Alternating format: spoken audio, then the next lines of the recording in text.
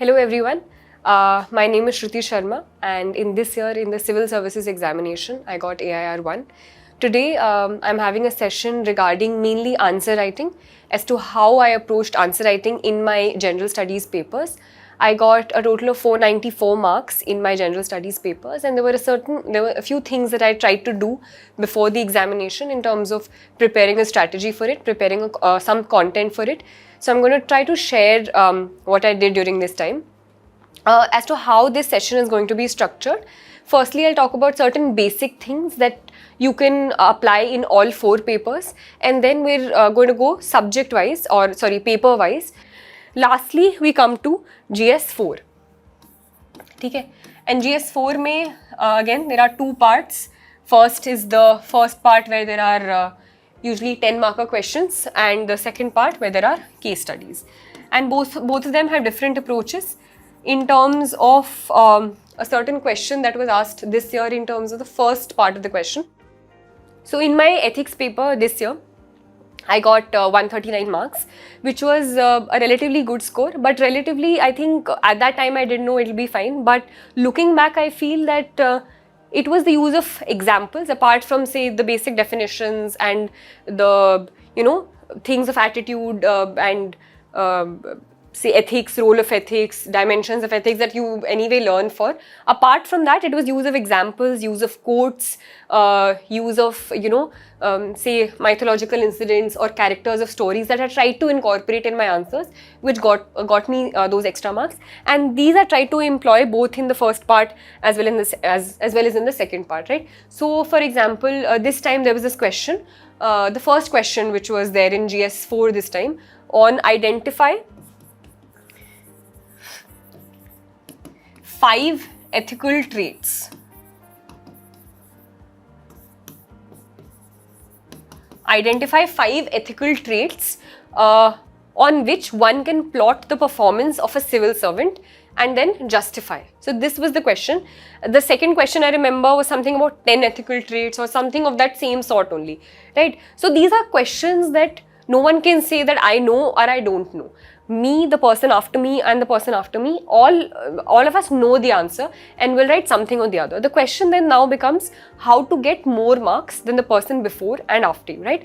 So in this question, those 5 ethical traits would more or less be sort of similar only. People will pick up any 5 traits based on the Nolan committee or anything else. So I picked up 5 traits, but I tried to also, whenever I was using any point in ethics, I tried to show as to why that was there. So for example, first ethical trait, I would say selflessness, right? Selflessness, and then I'll link it with based on orientation, service orientation towards the public, blah blah blah. So this is something that can be judged on. For example, say MS Lakshmi Priya on in terms of say working day and night for say Project Sampurna in Bongagaon, or secondly another ethical trait would be courage, but I'd then back it up by saying see the example of Sanjukta Parashar in Bodo militancy areas, right? Or here selflessness I can also talk about Tamboli Ayaj and his building of a hospital against many odds in Maoist affected areas where there was danger to his life. So I don't need to mention that in as many words, but say something, explain why, and then give an example. Say something, explain why, and then so in terms of the second part of the question, which was justify, I am actually justifying why it is there and why those ethical traits are sort of one can plot the performance, right? Because and then the end you can sort of justify it in terms of all 5 traits as well, that these ethical traits are important because apart from say merit or apart from efficiency at work, emotional intelligence is something also which is important, and humaneness is something on which the public judges the people, and the importance of say civil service is orientation towards the public. So at the end you can link all these 5 points together as well in terms of why these are only the 5 that I have chosen and not any other 5, right? So this is something that I could do. So I think I wrote selflessness, courage, another one can be honesty and transparency. transparency. So again, try to show why that is the case and where it has been used or seen as being used by a civil servant, right? So this is certain things which I used to do, is write something, give examples. Similarly for quote-based questions. So sometimes there are 3 to 4 quote-based questions where what is given is just a single quote is given, and then you have to say what do you basically understand by that. So apart from if I knew who the quote was by, so sometimes, say for example, the quote is, the only thing for the triumph of evil is for good men to do nothing. Say if this is the quote. So if I identify who the quote is by, then I can say, this quote by Edmund Burke or someone else is something which tries to show, etc., etc., etc., whatever I'd like to state by that. And in these code-based questions, because this is something which people don't understand as to how to approach them, there can be other ways of approaching it, but I personally try to approach it by explaining it through various real life examples and also linking it to other philosophical quotes and other philosophical sayings by other people as well. So say if this is a quote, I try to say, this means that as good citizenry, we must hold our people accountable, hold our leaders accountable and constantly question them. So for example, Lokpal agitation was there to make sure that anti-corruption stance was taken, right? So through once I say something that what I mean by it, then I can use something else. Then another example would be about self-reliance.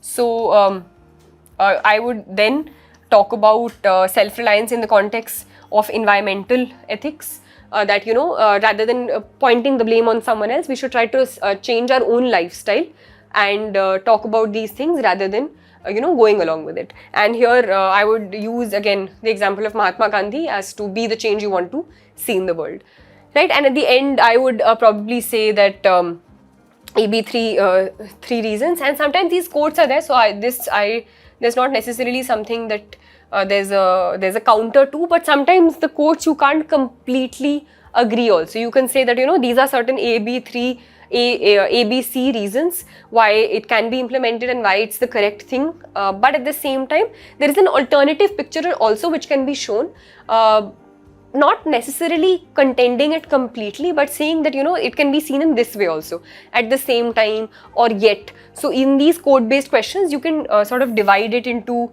say, 75%, 25%, in terms of 75% agreeing, 25% not agreeing, or completely, so even 90 or 10% also sometimes, right? And yeah, and then I think I ended this with a quote by Kant where he was saying that what one ought to do, one can always do. So using one quote and then interspersing those things with other quotes as to what, say, other people have also said the same thing in different words, and also linking it to real life examples where, say, the Lokpal agitation happened because of this, or for example a historical example, say in Hitler's Germany, for a long time people did not say enough, and this is why certain atrocities happened, and those people are also equally complicit in that. So you can use historical examples, you can use real life examples, you can use mythological examples. So for example, I also used in this question that even people like Dronacharya and Karn, during the Chirharan, they did not say anything. So they were equally culpable as, say, Duryodhan or the Kauravas. So merely sort of not saying anything makes you equally culpable in the act. So using different varieties of examples, I think makes your answer a little more interesting in ethics. So rather than just thinking that I'll only use ethical values, I'll only use what I read in the books, try to be a little more creative in GS4 and the ethics paper and the essay paper. This is something that I tried to do, and it did give me some sort of positive results. So you can also try it while you're writing and practicing answers. Okay, so this was the first part of the question, the first half of the paper, GS4, which are relatively 10 marker short questions. So I think there's a lot more opportunity to be more creative. The second part is the case studies. And case studies also you can approach in different ways. I can't exactly share the entire long questions right now, but in terms of So sometimes there are certain things, there are also differences in terms of how the case studies are there, but usually there are, say, A, B and C, or sometimes A and B. So there are usually 2 or 3 sub questions in the case study, and there are around 4 to 5 pages to answer the case study. Before answering, say if this is question number 7, right? If this is question number 7, A, B and C, while answering, I used to at least write 1 paragraph or more before I started answering 7A, B and C, right? So this before wala part could either be started through some nice quote, it could either be started through a nice anecdote related to what is being talked about. It can again be started through listing the ethical dilemmas that are there in the case. So say the above case talks about the ethical dilemma, certain ethical dilemmas A, B and C in a certain line. You can start with that. You can start with a quote, you can start with an anecdote, you can start with, say, both. You start with a quote and then you link it with, these are the ethical dilemmas being faced. You can also, if the question says not asking, so if the first question is about stakeholders, identify the stakeholders, then you won't use stakeholders here. But if, say, it's not asking about stakeholders, then you can start the introduction also apart from whatever the first line you're saying about a stakeholder analysis. These are the following stakeholders there. Okay, so these are various ways in which you could start your introduction. You could also start it by linking it to any recent events that are there. Okay, so if there's a question about, say, farm laws or farmer agitation, or a certain protest or certain riots somewhere else, so you can say that the above case is similar to or highlights a recent case which happened here in this thing, where certain ethical dilemmas of A, B, C were there, right? And certain questions of freedom of expression A, B, C were talked about. So you can link it to any recent event which has been there, so it shows that you're aware of what is happening, right? So these are various ways in which you can start these introductions. There are 5 to 6 case studies, so make sure that you're not using the exact same template in all 6 of them, otherwise it gets a little boring. So try to change a little bit also. If you think that, I think it's slightly better to change it, but no, don't do it unnecessarily also. If you think the demand of the question is such that you don't need to change it, and if there are certain quotes that you feel are nice and you would like to use in 2-3 things, then it's fine. But again, don't try to repeat the same quote also in more than 2 to 3 questions, because then it feels that, this is the only quote and you're just repeating it again and again. So any sort of examples in quotes you use, you can repeat it once or twice, but not more than that, because it feels a little done. So this is the introduction. In terms of the body, again, you can do a little, have a little diversity. Certain things that, again, in terms of the introduction or the preliminary part, say if you're writing 7, I've just written the introduction and other parts. Again, one thing you can do in terms of analyzing the question is making a table like this. We're talking about fact and value, or when you're talking about, say, if it's a major part of the question, talking about what are the values shown in this, or what are the ethical issues in this case. So then you can talk about fact, or you can talk about value or issue here. So if, say, say molestation has happened, right? Or molestation of, say, A, B, C, or say second part of the question is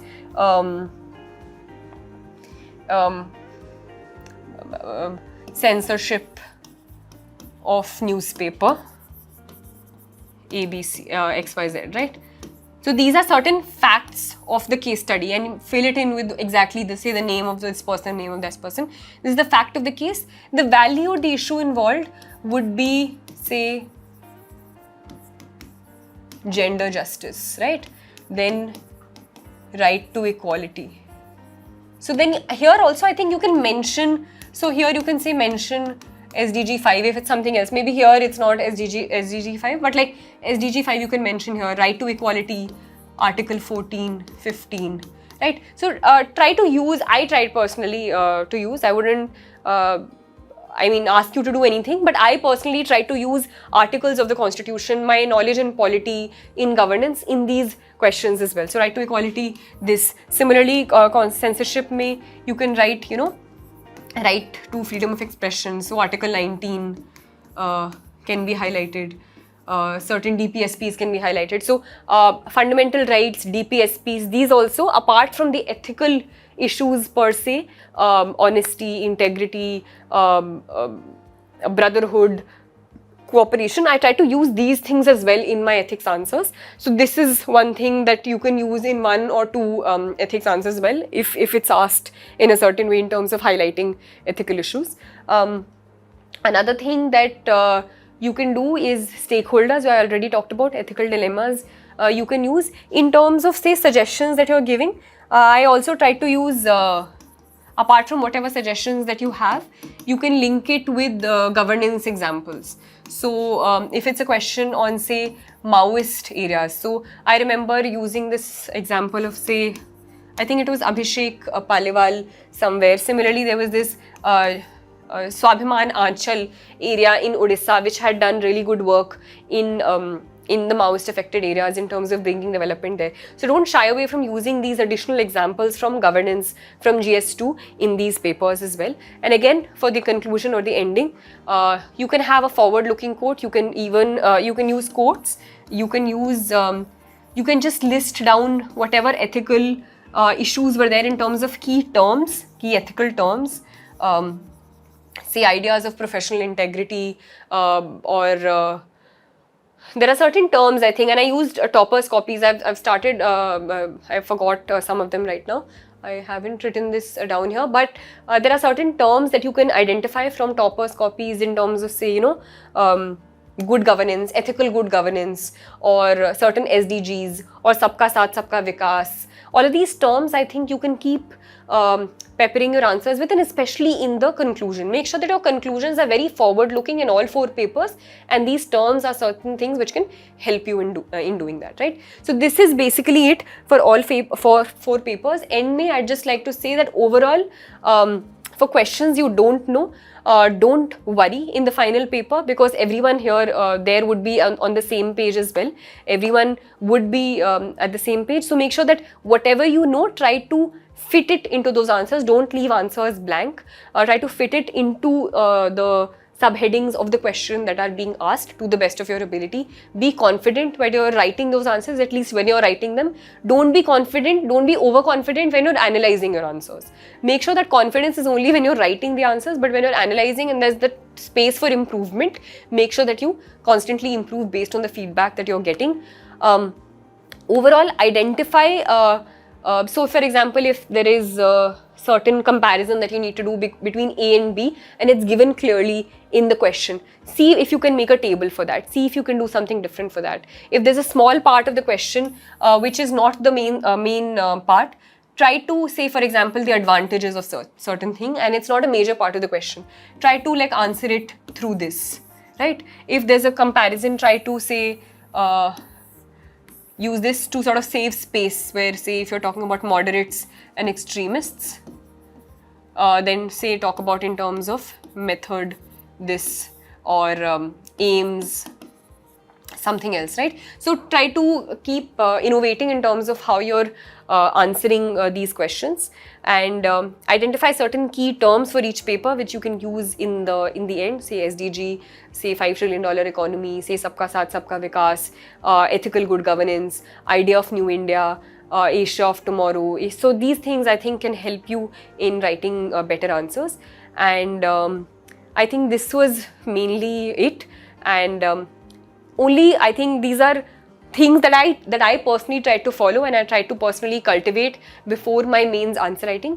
I hope some of it helped all of you, and try to incorporate only those parts which you think you can and which you think will help you. If you think there are certain things which do not match your style and it's only inhibiting you, it's not helping you write good answers, leave those parts out. But whatever I think you could incorporate from today's session, I hope you did, and I hope all of you would implement it in some way in the future.